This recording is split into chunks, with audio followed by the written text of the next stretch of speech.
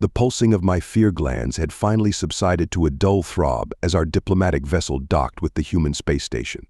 As lead xenobiologist of the Loxian Cooperative, it was my duty to make first contact with this strange new species. Yet every instinct screamed at me to flee. We Loxians have spent our entire evolutionary history as prey. Our bodies are lithe and quick, our eyes constantly darting, searching for danger. Peace is merely the fleeting moment between pursued and pursuer. The humans, however, moved with a casual confidence that unsettled me deeply, as if the universe wasn't constantly trying to devour them. "Welcome to Orbital Station Alpha," rumbled the human greeting party leader. His massive frame and sharp teeth marked him as a clear predator. I fought the urge to bolt. "We've prepared a tour to showcase human culture," he continued. "Shall we begin?" I chittered my agreement, and our small Loxian delegation followed the humans. My assistant, Vix N.A., trembled visibly beside me. I placed a reassuring appendage on her shoulder, even as my own fear glands pulsed anew. The station was a marvel of engineering, but I found it difficult to focus. Every human we passed seemed another potential threat. Their loping gaits and protruding eyes were a constant reminder of how alien they truly were. As we turned a corner, I froze in terror. There, at the end of the corridor, was a sight that defied comprehension. A human was calmly walking alongside a clear predator species. The creature, covered in fur with a row of sharp teeth, moved in perfect sync with its human companion. "Ah, I see you've noticed Sergeant Kershov and his dog," Max, the human leader, chuckled. "Don't worry, Max is very friendly." Friendly? The word made no sense in this context. Predators were not friendly, they were to be fled from at all costs. What is happening here?" I managed to stammer out. The human looked puzzled. "Oh, Max is Sergeant Kershov's pet. You know, a domesticated animal companion." The words washed over me, each one more horrifying than the last. Domesticated? Companion? As the predator and its human drew closer, I saw something that shook me to my core. The creature looked up at the human with what I could only describe as adoration in its eyes. It was loyal, devoted, aimed. In that moment, I knew I had to understand this phenomenon, no matter the cost to my sanity. Humanity had somehow turned the natural order on its head. What else were they capable of? As we continued our tour, my mind raced with possibilities, each more terrifying than the last. One thing was certain: the universe had become a far more complicated place. And we Loxians had much to fear indeed. My appendages trembled as I approached the entrance of the zoo, a concept that filled me with equal parts dread and morbid fascination. In the weeks since our first contact, I had volunteered to lead an extended cultural exchange mission. My colleagues thought me impossibly brave. In truth, I was driven by a compulsion to understand the horror I had witnessed. "Welcome to the San Diego Zoo," chirped the human guide, her bared teeth sending shivers down my spine. "We're excited to show you the diversity of Earth's animals and our conservation efforts." Conservation. As if preserving predators was a noble goal. We moved through the facility, and with each exhibit, my fear glands worked overtime.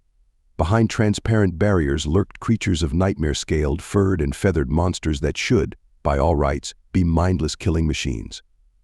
Yet they lounged about, seemingly content in their enclosures. Then came the true terror. "And here we have our equestrian show," the guide announced cheerfully. I watched, paralyzed, as a human mounted one of the large, hooved beasts. Instead of throwing off its would-be prey and trampling it to death, the animal calmly allowed the human to direct its movements. The casual display of dominance over a creature easily thrice the human size made my exoskeleton crawl. "Many of our visitors enjoy horseback riding," the guide explained, oblivious to my distress. "It's a wonderful example of the bond between humans and domesticated animals." Bond. The word echoed in my mind like a death knell. The horrors continued. We witnessed birds of prey winged death, given form perching docilely on human arms, performing aerial acrobatics at their command. In another area, massive felines with dagger-like claws and teeth responded to simple vocal cues from their trainers. My scientific mind grappled with the implications while my instincts screamed for escape. During a moment of respite, I found myself in conversation with one of the zookeepers. "How?" I began, my voice barely a whisper. "How is this possible?" The human's eyes lit up with enthusiasm. "Oh, humans have a long history of animal domestication. It started thousands of years ago with wolves, if you can believe it. Now we have hundreds of domesticated species. Cats, dogs, horses, birds, even some people keep exotic pets like reptiles." The casual mention of pets nearly caused my legs to give out. The idea of voluntarily sharing one's dwelling with a predator was beyond comprehension. But why, I managed to ask. The zookeeper's expression softened. Companionship, mostly. There's something special about the bond between humans and animals. They become part of our families. As we continued the tour, my mind reeled.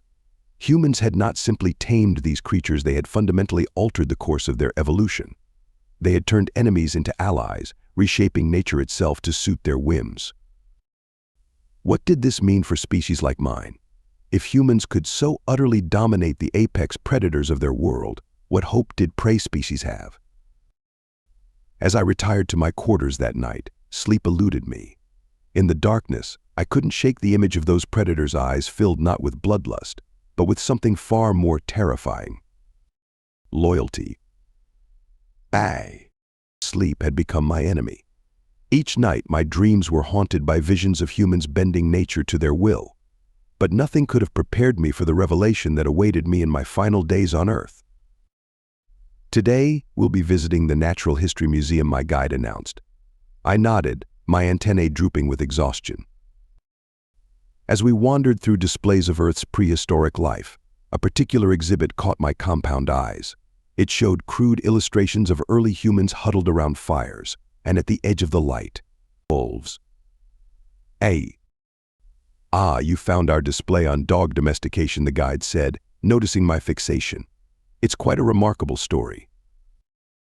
What followed was a tale that shook me to my very core. Wolves, I learned, were once among humanity's greatest predators.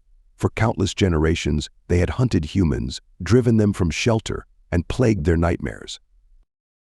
And then, through a process the humans called domestication, these apex killers became humanity's most loyal companions. It likely started with wolves scavenging around human camps, the guide explained, her voice filled with inappropriate wonder. Over time, the less aggressive wolves got more food. Humans and wolves formed a mutually beneficial relationship. My exoskeleton nearly cracked from the sheer horror of it all. Humans hadn't just tamed a predator, they had formed an alliance with one of their greatest enemies. They had turned the forces of evolution itself to their advantage. That night, my dreams were more vivid than ever. I saw humans approaching Loxian colonies, offering food, slowly winning the trust of the most docile among us, generation after generation, until I awoke with a silent scream, my fear glands pulsing so intensely I thought they might rupture. The next day, still shaken, I found myself in one of the zoo's petting areas. I watched as human children approached skittish herbivores, offering food and gentle touches. One small creature, a rabbit I'd learned, trembled as a child approached. I steeled myself to witness nature's cruel law in action. Surely the human would take advantage of the prey's weakness. Instead, the child knelt down, speaking in soft tones. Slowly, cautiously, the rabbit allowed itself to be stroked. The fear in its eyes gradually faded, replaced by something I could only describe as trust. In that moment, I felt my understanding of the universe fundamentally shift. Yes, humans were terrifying in their ability to bend nature to their will. Their capacity to turn predator to protector and prey to companion spoke of an almost godlike power to reshape the world around them. But there was something else there too, something I had no word for in my own language.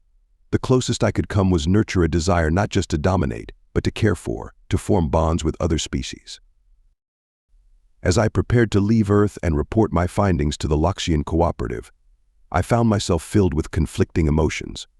Terror, certainly at humanity's awesome and terrible potential, but also buried deep beneath layers of instinctual fear, a flicker of something else.